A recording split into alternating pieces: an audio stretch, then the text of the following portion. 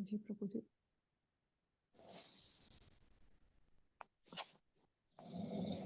हरे कृष्णा, सभी को दंडवत प्रणाम। ओम अज्ञानतिमिरान्धस्य ज्ञानाञ्जनेन शलाकया चक्षुरुन्मीलितं येन तस्मै श्रीगुरुवे नमः। श्रीचैतन्य मनोभीष्टं स्थापितं येन भूतले स्वयं रूपा कदा मह्यं ददाति स्वपदान्तिकम्। नमो विष्णुपादाय कृष्णपृष्ठाय भूतले श्रीमते भक्तिवेदांत स्वामिनिति नामिने नमस्ते सारस्वते देवे गौरवाणी प्रचारिणे निर्विशेष शून्यवादी पाश्चात्य देशतारिणे। जय श्री कृष्ण चैतन्य प्रभु नित्यानंद श्री अद्वैत गदाधर श्री सादि गौर भक्तवृंद। हरे कृष्णा कृष्ण कृष्ण हरे हरे, हरे राम राम राम हरे हरे। तो सभी के चरणों में मेरा दंडवत प्रणाम। तो लास्ट जपा टॉक में, लास्ट के जो सेशन था उसमें हम बात कर रहे थे कि शिक्षाष्टकम हमारे जीवन के लिए कितना महत्वपूर्ण है। और महाप्रभु शिक्षाष्टकम के माध्यम से हमें एक सिस्टम प्रदान कर रहे हैं रागनुगा भक्ति का, और एक प्रोसेस भी प्रदान कर रहे हैं कि बहुत आसानी से उस सिस्टम में हम एंटर कर सकें। और साथ ही महाप्रभु ये भी बता रहे हैं कि ये जो शिक्षाष्टकम है ये भक्त और भगवान के बीच का जो संबंध है उसके बारे में हमें बताता है। और जब भी जहां भी संबंध की बात आती है तो थोड़ा सा आदान प्रदान होता है, चाहे वो किसी भी चीज का हो, चाहे हमारे विचारों का ही क्यों ना हो। और यहाँ पे जो मेन आदान प्रदान है वो किस चीज का है? एक भक्त और भगवान के बीच में क्या आदान प्रदान हो सकता है? तो बात करते हैं कि भक्त क्या दे सकता है। तो लास्ट टाइम भी हमने बात करी थी कि एक भक्त के पास देने के लिए है ही क्या, है ना? आत्मा, वो भी भगवान की है। तो हम भगवान को क्या दे सकते हैं? हम भगवान को, भगवान के नाम की सेवा ही हम भगवान को अर्पण कर सकते हैं, और यही सबसे ऊंची सेवा बताई गई है। नाम सेवा से ऊंची कोई सेवा नहीं है। अब बात ये आती है कि उसके बदले में भगवान हमें क्या दे सकते हैं। तो भगवान तो हमें अनंत अनंत सिद्धियां प्रदान कर सकते हैं। वो इतनी अनंत सिद्धियां प्रदान कर सकते हैं कि उसके बारे में बात करने के लिए तो मैं तो बहुत ही तुच्छ हूँ। लेकिन जितना भी मैंने आचार्यों से सुना है, तो वो अनंत सिद्धियां जो हैं वो हम इधर से देख सकते हैं कि शिक्षाष्टकम में महाप्रभु ने जो पहला श्लोक दिया है हमारे लिए, उसमें महाप्रभु कुछ 7 सिद्धियों की बात करते हैं। सिद्धियां तो अनंत है, भगवान तो हमें अनंत अनंत आनंद और सिद्धियां दे सकते हैं, पर यहाँ हम 7 सिद्धियों की बात करेंगे। तो अगर हम पहले श्लोका को देखें तो उसमें क्या है कि चेतो दर्पण मार्जनम भव महादावाग्नि निर्वाण परम श्रेया कैरव चंद्रिका वितरणम विद्यावधु जीवन।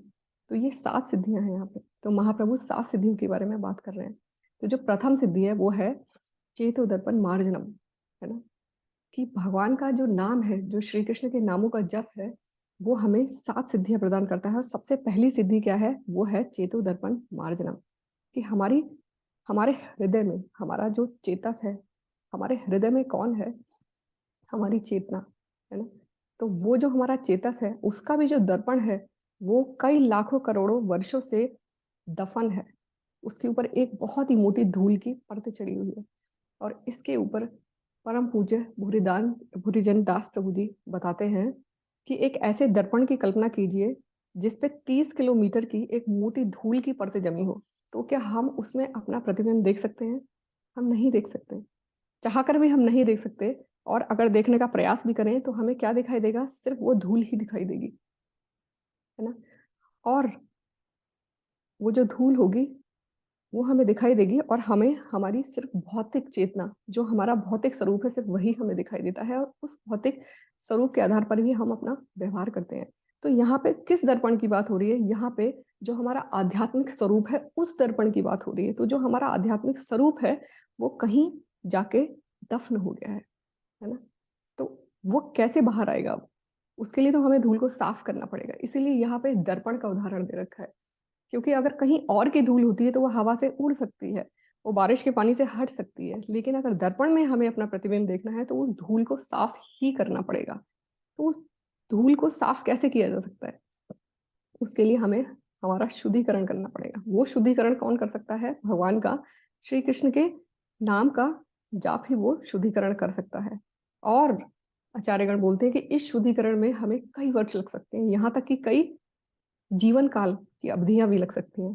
पर महाप्रभु क्या कह रहे हैं कि यही काम, ये जो शुद्धिकरण का काम है, ये सिर्फ एक क्षण में भी हो सकता है। तो ये एक क्षण में कैसे हो सकता है? अगर हम शुद्ध नाम भगवान का लें, बिना किसी अपराध के। कौन सा नाम लें? वही नाम जिसमें हमारा हृदय, हमारी मन और हमारी आत्मा एक हो जाती है। उस तरीके से शुद्धता से के साथ और बिना किसी नाम अपराध के साथ अगर हम भगवान का नाम लेते हैं, तो ये काम सिर्फ एक क्षण में ही प्राप्त हो सकता है। तो ये कितनी बड़ी सिद्धि है। और वो धूल किस चीज की थी, इस पे भी बात की जाए। वो धूल थी कि हमने कितने करोड़ वर्षों से हम जन्म ले रहे हैं, ना जाने कितनी योनियों में हम जा रहे हैं। तो हमारे जो मन की एक गंदगी है, जो हमारे भौतिक संस्कार हैं और जो हमारी इच्छाओं की गंदगी है, वो उसको धूल का नाम इन्होंने दिया है।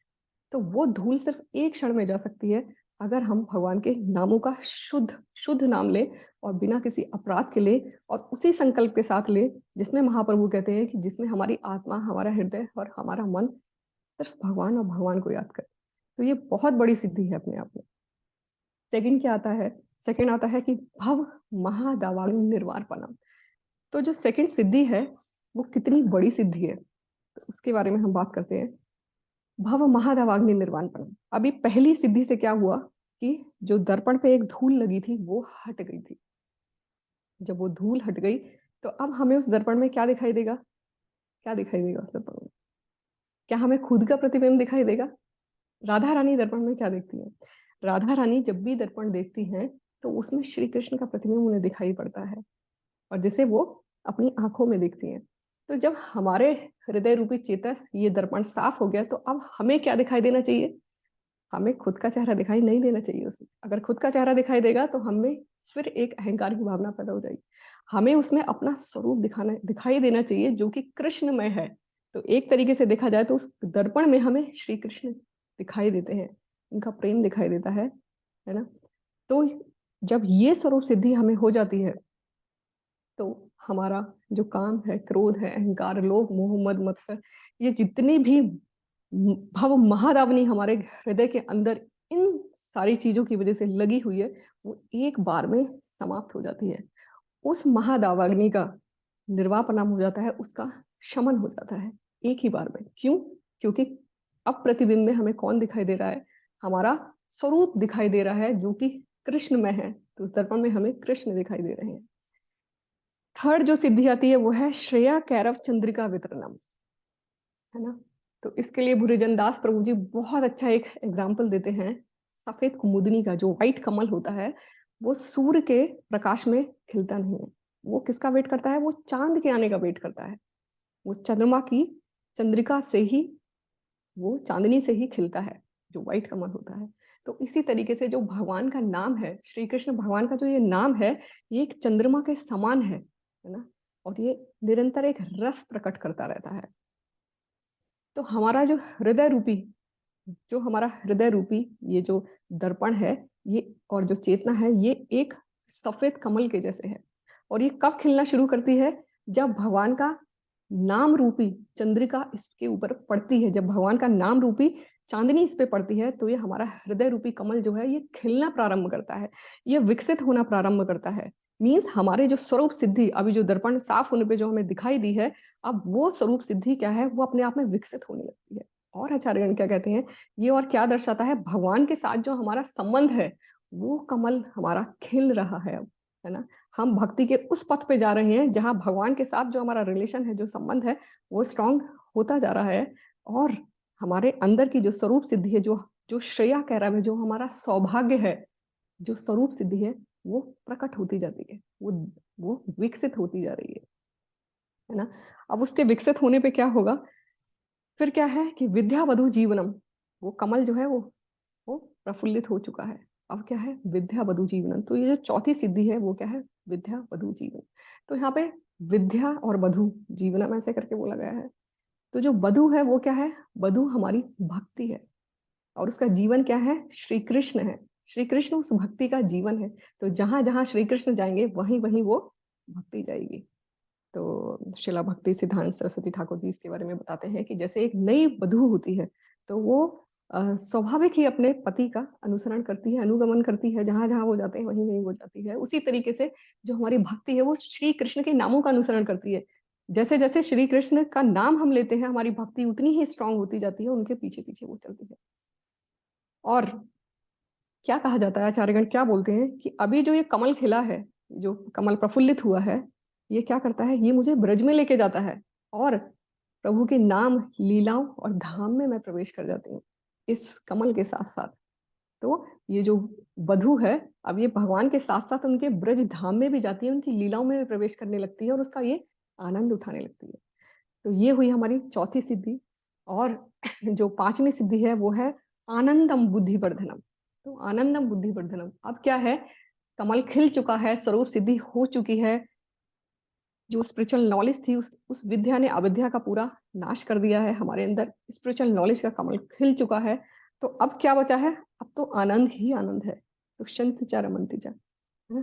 तो आनंद के साथ अब क्या हो रहा है, जो जीवात्मा है उसकी जो स्वाभाविक स्थिति है वो क्या है, वो आनंद, हमेशा आनंद में रहना है, सतचित आनंद। ठीक है, हम हमेशा हैप्पीनेस की खोज करते हैं और यहाँ वो हैप्पीनेस हमारे भगवान के एक क्षण के उस नाम से मिल गई, जो कि निरापराध दिया गया है, जो कि शुद्ध से लिया गया है, शुद्धता के साथ लिया गया है। तो अब जो आत्मा है, अब आप सोचेंगे कि ये आत्मा तो बहुत ही छोटी है, आत्मा अणु है और जो परमात्मा है वो विभु है। तो इतनी छोटी, इतनी सीमित, इतनी फाइनाइट आत्मा में असीमित आनंद कैसे भरे। तो इसके लिए किसकी कृपा चाहिए, इसके लिए भगवान की कृपा चाहिए, क्योंकि भगवान असीमित है। उस असीमित की कृपा से इस सीमित आत्मा में आनंद की अनुभूति होने लगती है, वैसे ही हिलोरे लेने लगती है आनंद की, जैसे कि ओशन ऑफ ब्लिस, जैसे कि एक सागर में लहरें उठती हैं, उसी तरीके से हमारी आत्मा का ये जो कमल है ये हिलोरे लेने लगता है, किसकी, भगवान के नाम से ये हर्षोन्माद करने लगता है। और ये बिल्कुल वैसे ही रलिश करता है भगवान के नाम को, जैसे चैतन्य महाप्रभु करते थे। तो ये थी हमारी पांचवी सिद्धि। अभी छठी सिद्धि है प्रतिपदम पूर्ण अमृत, अमृत स्वादनम। प्रतिपदम पूर्ण अमृत स्वादनम मतलब अब हर प्रतिपद मीन्स हर एक पल, हर एक क्षण हमें क्या अनुभव हो रहा है, सिर्फ आनंद और आनंद का ही अनुभव हो रहा है ना। तो इसके ऊपर भृजन दास प्रभु जी फिर से एक एग्जाम्पल देते हैं कि कृष्ण से स्वतंत्र होके मीन्स जब भी हम अपना अस्तित्व कृष्ण से अलग होके कहीं खोजेंगे तो हमारी स्थिति बिल्कुल वैसी ही होगी जैसे कि रेगिस्तान में एक आदमी की होती है ना। रेगिस्तान में अगर कोई मृग फंस जाए या फिर कोई जीवात्मा फंस जाए या कोई मनुष्य फंस जाए, तो वो पानी की तलाश में भागता ही रहता है ना। उसकी प्यास नहीं बुझती, उसको मरीचिका दिखाई देती है, वो बार बार जाता है लेकिन उसको पानी की संतुष्टि नहीं होती, उसको पानी नहीं मिल पाता। तो इसी तरीके से जो जीवात्मा है, अगर अलग, कृष्ण से अलग स्वतंत्र कोई अस्तित्व देखेगी, तो हम इन्हीं भौतिक आकर्षण में हम फंसते जाएंगे, मेटीरियलिस्टिक जितनी भी चीजें हम फंसते जाएंगे, हमें कहीं भी खुशी नहीं मिलेगी और लास्ट में मरीचिका के जैसे हमें भौतिक आकर्षण पता नहीं कहाँ कहाँ लेके जाएंगे, किन किन योनियों में जाएंगे और उन्हीं इच्छाओं के साथ हम मर जाएंगे और नेक्स्ट योनि वही प्राप्त होगी जिन इच्छाओं के साथ हम मरे थे, और वो भी वो सारी इच्छाएं अपने साथ लेके मरेंगे। तो आनंद की अनुभूति हमें नहीं हुई। ये आनंद की अनुभूति कैसे हो रही है, सिर्फ श्री कृष्ण का नाम हमें ये आनंद की अनुभूति दे रहा है, प्रति पल प्रति क्षण ये दे रहा है। अब जो सातवीं सिद्धि है वो है सर्वात्म स्नापनम। तो अब यहाँ पे क्या हो रहा है, पूरी आनंद की अनुभूति हो रही है और इतनी अनुभूति हो रही है कि ये जो आत्मा है इसने भगवान के नाम का ये जो अमृत है इसको पान किया है, पूरा स्नान कर लिया है। और स्नान करने से क्या होगा, जब कोई व्यक्ति स्नान करता है तो वो पूरी तरीके से शुद्ध हो जाता है। तो अब ये जो आत्मा है ये कैसे अनुभव कर रही है कि आत्मा के एक एक कण में, पहले तो आत्मा ही छोटी अणु के समान इनफाइनाइट, तो एक एक कण में, एक एक इंद्रिय में, एक एक मन बुद्धि में ये अमृत का स्वादन हो रहा है। इसने पूरी आत्मा ने इससे स्नान कर लिया है। और जब भी हम स्नान करते हैं तो हमारा सूक्ष्म, ये भौतिक स्नान नहीं है, ये आध्यात्मिक स्नान है, ये शाश्वत है। तो जब ये इस भगवान के नाम का स्मरण का हम स्नान करते हैं, इस अमृत का स्नान करते हैं, तो क्या होता है, हमारा एक एक कण आत्मा का, है ना, सूक्ष्म हमारा और स्थूल जितना भी हमारे आत्मा के अंदर भरा हुआ है वो पूरा भगवानमय हो जाता है और पूरा आनंद से भर जाता है। और आनंद ही तो एक जीवात्मा का परम लक्ष्य है, अगर भगवान का साथ हो। तो वो आनंद किस चीज से लेना चाहता है, भगवान की सेवा का वो आनंद है। तो ऐसा आनंद एटर्नल होता है और ये कभी ना खत्म होने वाला आनंद है। और इस आनंद के बाद फिर कोई इच्छा शेष नहीं रहती, इवन भगवान के दर्शनों की भी इच्छा शेष नहीं रहती, इसमें कोई आत्मसंतुष्टि की भावना नहीं रहती। सिर्फ और सिर्फ ये आनंद किसका है, भगवान की सेवा से, उनके नामों के जाप से आनंद हमें प्राप्त हो रहा है। तो वैसे तो सिद्धियां बहुत सारी हैं, लेकिन ये कुछ 7 सिद्धियां चैतन्य महाप्रभु ने अपने फर्स्ट इसमें श्लोका में दी है। तो इसी भाव के साथ हम चैंटिंग में एंटर करेंगे कि हम आज पूरी तरीके से नहा लेंगे, पूरी तरीके से स्नान कर लेंगे। तो इसी के साथ श्रील प्रभुपाद की जय, हरिनाम प्रभु की जय। हरे कृष्णा, सभी को दंडवत प्रणाम। हरे हरे बोल। थैंक यू माता जी, बहुत सुंदर। हरे कृष्णा, थैंक यू प्रभु जी, thank you. Thank you, Mataji. Very nice support of Mataji. Hare thank you. Krishna.